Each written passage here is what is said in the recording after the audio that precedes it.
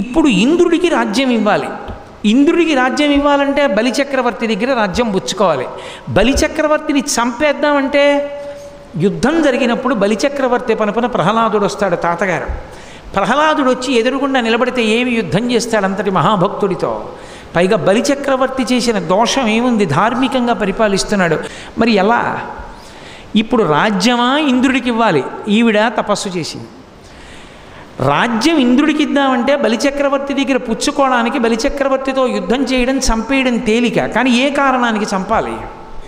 అలాగని ఇంద్రుడికి ఇవ్వకపోతే ఈవిడ చేసిన తపస్సు ఏమైపోతుంది? పైగా తాను కొడుకుగా రావాలి, వచ్చి తీరాలి, వచ్చి ఇప్పుడు ఈ ఉపకారం చెయ్యాలి. కాబట్టి ఆయన రెండిటికీ మధ్య మార్గంగా ఏం చేశాడంటే, కశ్యప ప్రజాపతి అదితి బ్రాహ్మణ కుటుంబం కనుక నీ కడుపున పుడతానన్నాడు. ఇప్పుడు కడుపున పుడితే బ్రహ్మచారి అవుతాడు. ఉపనయనం చేస్తే బ్రహ్మచారి అయితే భిక్ష తీసుకునే అధికారం వస్తుంది.